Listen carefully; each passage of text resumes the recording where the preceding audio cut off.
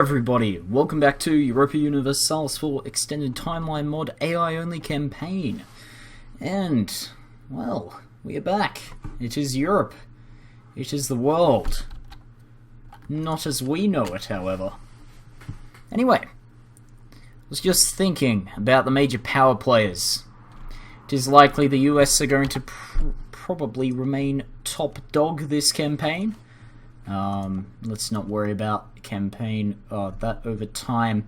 China will not be able to catch up for quite some time. However, we do have India, which is likely going to overtake Japan. So, it's actually rather peaceful on the world stage at the moment. No major power plays. However, let's have a look at the different continents.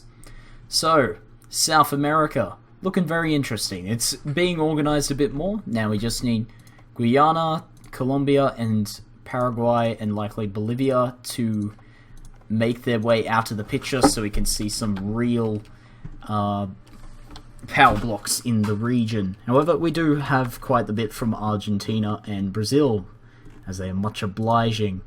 Also, the Rio Olympics. That's an interesting point of contention, isn't it? Not going to worry about there currently. We do not worry too much about current events in this show. Just kidding, we do it all the time. But we won't touch that itchy subject. Anyway, we have Mexico doing not much, getting bashed on by the US, but apart from that, not much at all, losing most of its northern states. The US sitting pretty. Canada doing what Canada does, nothing. Just kidding, all you Canadians, I'm sorry. Anyway, and that was weird, I do apologise. Anyway, we do have the EU, which all of Europe is a part of, apart from Russia and Kaliningrad. Oh, and Turkey, if you count Turkey as Europe, which you may or may not. And that also has some current issues. Riots? Potentially changing to a dictatorship at the moment.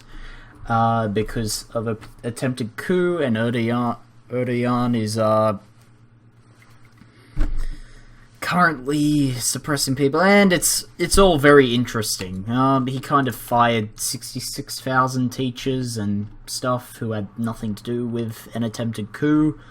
But I digress. It's a very sticky issue, very volatile, and he's not the president of Turkey at this point.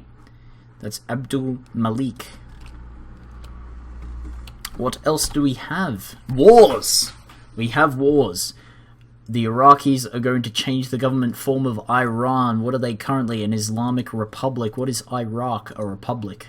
The Egyptian-Ethiopian imperialist war, and the Turkmen change form of government of Iran. So it looks like Iran will vanish from the picture very quickly. Saudi Arabia, Turkmenistan, and Iraq up against Iran. There will be some nice, rich provinces for Turkmenistan, and for Iraq, likely going to lose Shiraz, Isfahan, Mashhad, and probably Berjand and Bandar Lagai. And Egypt, well, probably likely to dominate Ethiopia. They have a lot more money, and not so much the land, but much flatter. Quick, just put a dam in Lake Victoria, just before Lake Victoria. They'll be fine. In Sudan, maybe. Then they won't be able to get any water, and will perish. And then this will become nothing. But oh well. And that is it on the world stage at the moment. Mind you, Iran's very quickly going to fall. Their 50,000 troops not being handled quite as effectively as they should be. For some reason, oh, that's still Turkmenistani troops occupying those areas. Now, Iraq's likely going to take this part. And there we go, with Turkmenistan annexing most of the northern parts of Iran, annexing Mashhad, Berjand, Semnan, and Tehran. Or Tehran. and Iraq will likely swallow up the rest unless Turkey wishes to get involved, which it does not appear to be so. Ethiopia is now destroyed. They have Dawaro, which has been released, just a 9 development, 2 province minor, and Adal, which is also dirt poor. That's the benefit of Ethiopia. The rest of the country's dirt poor. You don't even need to worry if some land gets released. So Adal currently makes up Asab, Angot, Orsa, Mora, Harer, and Digahabur. And Djibouti. Were they still alive? I do believe they were. Anyway, they're there now. And Egypt taking what had been taken from Sudan, essentially. That's Sarah Anubia, Suakan, Berber, Beha, Hamasien, and Massawa. And let's go have a look, see whether Iran has vanished. No, they have not yet. However, we have the Second Spanish-Algerian Imperialist War. That will be interesting. And the Second Swazi-Mozambican Nationalist War. I'm getting better at these names. It's amazing. Anyway, probably the rest of the north of Algeria proper will fall to the Spanish and French coalition. However, who do we have supporting? We have Algeria, Fezzan, Burkina Faso, and Guinea-Bissau. So, not very rich countries at all. Iraq has almost completely swallowed Iran. Yards is being the only Irani province now, and they are cutting down their troops as we speak, shedding about 20,000 troops. Not good for the Iranis, but now we have 2 major players here. In Turkmenistan, from their very, very poor roots up in the north, have managed to expand quite significantly. Koperdag still having only 3 development, and that being their capital. But just south they have Mashhad, which is 36, and Tehran, which is 58. So they are a dominant power now in this region. However, will they be able to hold on to it? Time will tell. They are allied to Kazakhstan and Pakistan, or what is left of Pakistan. India will also be a major player here as the border gets closer. Taklamakan, which is this area, maybe? I do believe that's what it's called in our timeline. Maybe, maybe not. No, Taklamakan's the desert. Oh, excuse me. Badakhshan, or Badakhshan, separating Turkmenistan and India, and Pakistan in the Baluchi region, separating Iraq from India. So we do have 3 major powers meeting here, Turkey, Iraq, and Turkmenistan. That's going to be very interesting indeed. Anyway, checking back in, Spain is gaining in the north as we predicted. The Swazi-Mozambican War that we have not checked on yet. Swaziland, Zimbabwe, South Africa versus Mozambique, Angola, and Malawi. South Africa hopefully will do well, but we will see. Senegalese, Bissau, Guinean Nationalist War, that's very interesting. Senegal, Segu, and Liberia up against Guinea-Bissau and Sierra Leone. Sierra Leone actually expanded quite significantly. Whether it will be for their benefit or for the worst, we will see. However, it does look like the Senegal coalition will win this one. And Guinea-Bissau will likely fall, along with most of Sierra Leone's gained land in Cote d'Ivoire. Anyway, let us go down here. Swaziland has quite a lot of the land they gained from Mozambique occupied. However, in the north it is looking much the same in the Mozambican lands. They got much poorer after Tanzania stepped in. However, it does look like they've regained a bit. Not very much, however. And the South Africans will definitely make this a much more unfair fight. So the war up here in the north ended. Senegal, of course, taking Gabon and actually Sierra Leone. So Guinea-Bissau is now out of the game officially. Senegal is a rising power. And I did not see that Spanish Maghreb. I did not realize that they would take that much. I thought it would just be the northern Algerian provinces, as they only made short gains here. But it would appear not. Ouagla and Dijanet. I'm sorry, not Arabic. I apologize every episode. But only 2 provinces now for Algeria. Likely they are not going to come back from this. Unless Spain gets a coalition against them, which is possible, but at the same time improbable.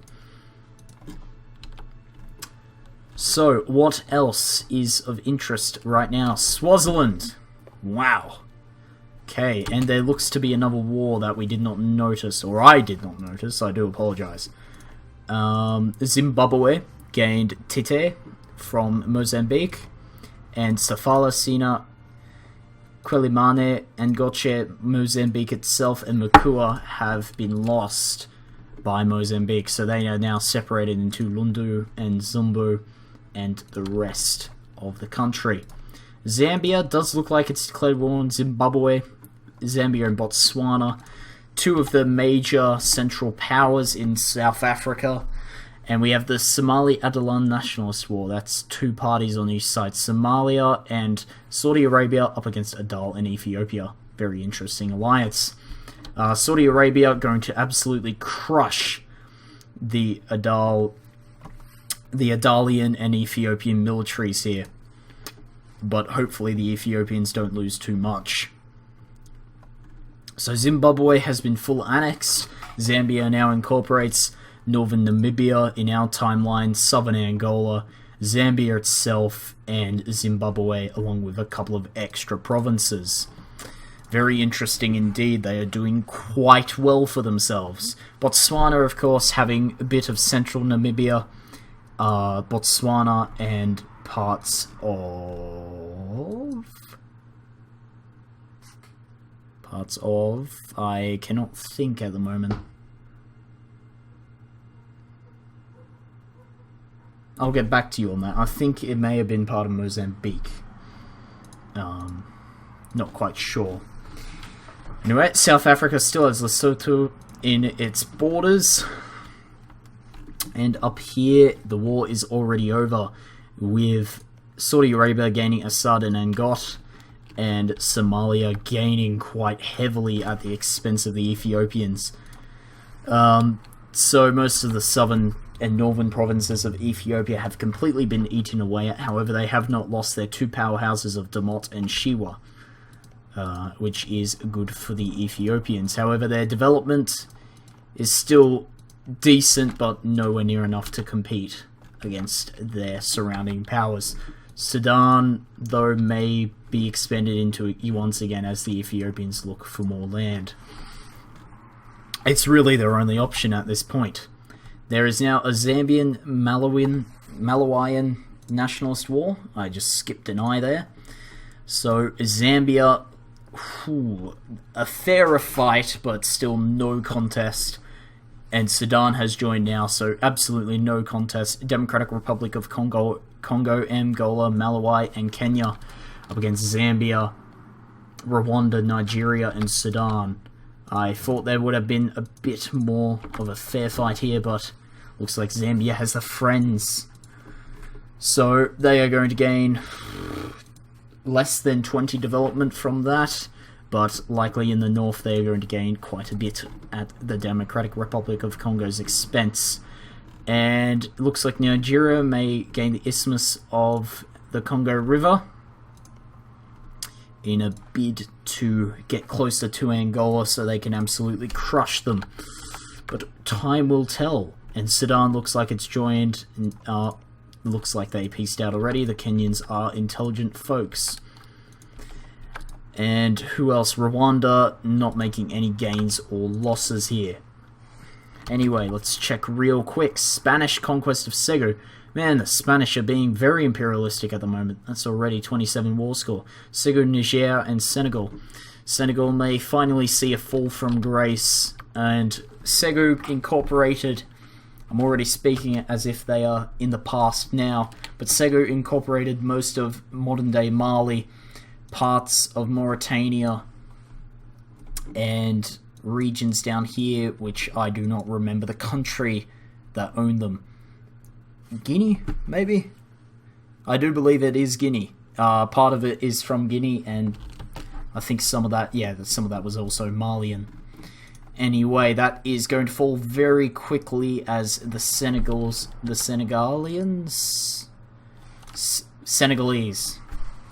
will not have the military strength to hold up against the Guardia Real.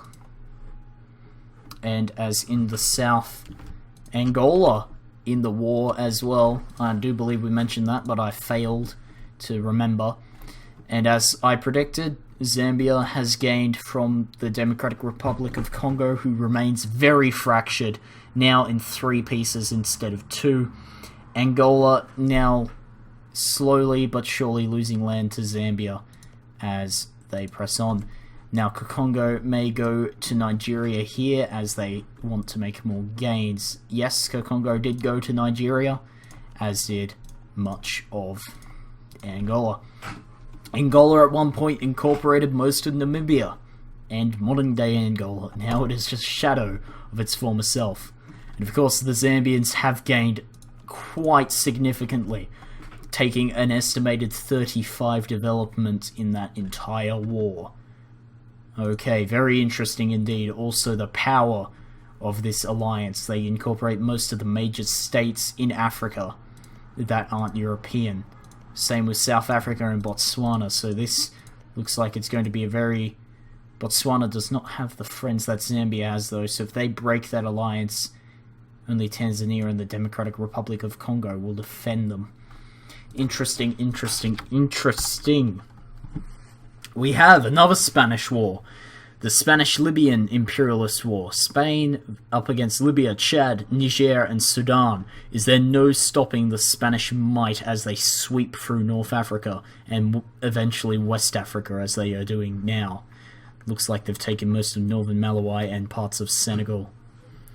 The Iraqi-Pakistani imperialist war. That's Iraq up against Pakistan, Tajikistan, and Turkmenistan. Here's one of the power plays that we were looking so forward to. And it looks like the Iraqis barely lost a battle towards a much inferior force from the Pakistanis. So hopefully Pakistan gains here and Turkmenistan, but time will tell.